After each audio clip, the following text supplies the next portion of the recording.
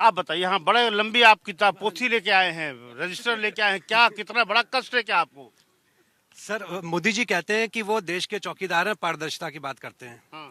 अब मैं आंकड़ों पे आता हूँ, क्योंकि मैं अर्थशास्त्र का टीचर हूँ। मनमोहन सिंह जी के समय जो नेचुरल गैस का विश्व बाजार में रेट था, 7 से 8 डॉलर हुआ करता था। तब गैस का सिलेंडर 300 का था, सीएनजी 30-35 रुपए किलो मिलती थी। आज का जो भाव है केवल $1.5 है, मतलब 70-80% गिर चुका है।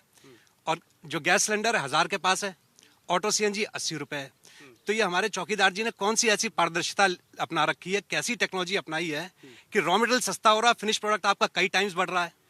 अच्छा, तो इसमें तो जवाब देना पड़ेगा ना। ठीक है, आपको लगता है कि महंगाई के पीछे यही वजह है कि जो तालमेल नहीं है, जहाँ पे सर पारदर्शिता नहीं है, किसी का सीधे सीधे फायदा पहुंचाया जा रहा है। सीधे सीधे फायदा पहुंचाया जा रहा है किसी को। रॉ मटेरियल इतना सस्ता है तो फिनिश प्रोडक्ट की कीमत क्यों आपने 3 गुनी कर दी?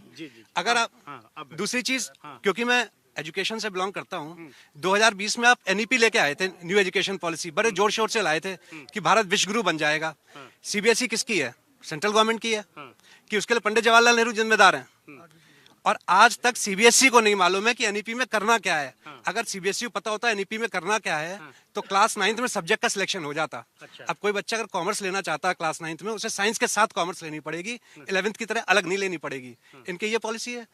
और दूसरी चीज, देश पे कर्जा आप देखिए कहाँ जा रहा है। 55 लाख करोड़ का छोड़ के गए थे मनमोहन सिंह।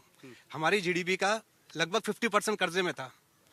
आज 200 लाख करोड़ से ज्यादा का कर्जा, हमारी जीडीपी का 90% कर्जे में धंस चुका है। विदेशी मुद्रा ये कह रहे हैं हमने बढ़ाई, ठीक है, कितनी विदेशी मुद्रा? 640 अरब डॉलर। विदेशी कर्जा कितना है? 750 अरब डॉलर। कर्जा का लौटाना पड़ जाए हम तो श्रीलंका बन जाएंगे। जी, तमाम ये मुद्दे इस बार चुनाव में, इस मुद्दे चुनाव में बन रहे हैं इस बार। बिल्कुल, पढ़ा लिखा वर्ग जो सोशल मीडिया पे, तो अगर आप देखें तो ये मुद्दे बन रहे हैं। और रोजगार का तो मुद्दा है ही है। जी, क्या नाम है आपका? सर प्रशांत। प्रशांत, आपको क्या लगा, आप यूथ हैं, इस बार चुनाव में क्या मुद्दा है? युवाओं की बात पार्टियां कह रही हैं, उनको एजेंडे में रख रही हैं कि केवल उनको सब जवाब दिखाया जा रहा है? सर सबसे बड़ा मुद्दा युवा है। आज के दौर पे भारतीय जनता पार्टी ने युवाओं के लिए कुछ नहीं किया। ये मैं पूछना चाहूंगा भाजपा के प्रवक्ता से, युवाओं के लिए क्या क्या? क्या युवाओं के लिए 60,000 की पुलिस की भर्ती करके 60 लाख पेपर लीक करने के लिए ये युवाओं के लिए किया? क्या परमानेंट फौज की भर्ती को 4 साल में कन्वर्ट करना, क्या ये युवाओं के लिए? क्या एक काम, सिर्फ एक काम जो युवा के हित में किया हो वो सर आप तुरंत बता दें। अच्छा, ठीक है, हाँ बताइए। आप पूछ लिया, छोटे भाई ने पूछ लिया, वही समस्या आपकी भी? वही समस्या, युवाओं की समस्या ही। क्या नाम आपका? सौरभ।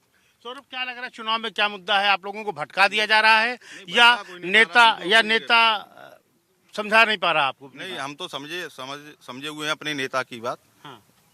तमाम मुद्दे हैं, भ्रष्टाचार है, महंगाई है, और सबसे बड़ा मुद्दा यही है, मोदी जी तो स्वयं ही भ्रष्टाचार कर रहे हैं। जब अभी 1000 रुपए का सिलेंडर था चुनाव में, वहाँ राजस्थान में कैसे 500 का अनाउंस कर दिया, 450 का। यूपी में क्यों नहीं किया? ये मुद्दा है ना। अच्छा। अभी राजस्थान चुनाव हुआ था, वहाँ 450 का मोदी जी का उसमें मैनिफेस्टो में बीजेपी ने किया था। यहाँ क्यों नहीं किया अभी तक? होली पे 100 रुपए का जो। ठीक है, हाँ, क्या नाम आपका? जी, मेरा नाम विवेक बेदी है। विवेक जी, क्या आप बार बार खड़े हो रहे थे, क्या है मन में आपके, क्या आप कहना चाह रहे, बताइए। हाँ, पूछिए सर आप अपनी तरफ से कुछ। मैं कह रहा हूँ आपके लिए चुनाव का क्या मुद्दा है, क्या बड़ा मुद्दा है चुनाव में आपके लिए? सबसे बड़ा मुद्दा क्या है आपके लिए? सबसे बड़ा मुद्दा बेरोजगारी है। अच्छा, आप नौकरी नहीं करते हैं? कुछ नहीं करता सर, मजदूरी करता हूँ। अच्छा, इतनी बढ़िया टी शर्ट जीन्स सब पहने हुए हैं, स्टाइलिश। क्या मजदूर पहन नहीं सकते क्या? ठीक है, तो आपको लगता है कि बेरोजगारी एक बड़ा मुद्दा है? बेरोजगारी एक बड़ा मुद्दा है और मैनपुरी में कोई ऐसा काम नहीं किया जिससे मैनपुरी के लोग भारतीय जनता पार्टी को वोट दें। भारतीय जनता पार्टी भ्रष्टाचारी पार्टी बन गई है। हाँ सर, आपको क्या लग रहा है युवाओं के लिए सबसे बड़ा मुद्दा क्या है? बेरोजगारी नंबर 1 पे मुद्दा है, सिर्फ बेरोजगारी। बेरोजगार जब हम पे नौकरी नहीं होगी तो क्या मुद्दा होगा, उसके आगे क्या मुद्दा हो सकता है? और दूसरा मुद्दा है विकास। जब हम लोगों के लिए सड़कें नहीं होगी, गड्ढों में चलेंगे तो हमारे आने वाला भविष्य क्या करेगा? जब हम खुद कुछ नहीं कर पा रहे तो भविष्य क्या करेगा? सर, आपको लग रहा है ये लोग जो बात कर रहे हैं, उन्होंने कहा कि विकास तो हुआ है, चारों तरफ हुआ है, अगर दुनिया के लेवल पे देखें, उन्होंने जो आंकड़ा दिखाया कि साहब वो प्रोडक्ट में फिनिश में बड़ा अंतर है, तो आपको लग रहा है ये इशूज चुनाव के मुद्दों में कन्वर्ट हो पाते हैं कि अंत में लोग जाति, धर्म, मंदिर, मस्जिद, भारत पाकिस्तान इस पे हो जाता है? इस बार जो है देश की जनता इंडिया गठबंधन के साथ है और जो भारतीय जनता पार्टी का जो मैनिफेस्टो था 2014 का, उन्होंने कहा था कि हर व्यक्ति के खाते में 15 लाख आएंगे। फिर उसके बाद गृह मंत्री जी ने कहा ये जुमला था।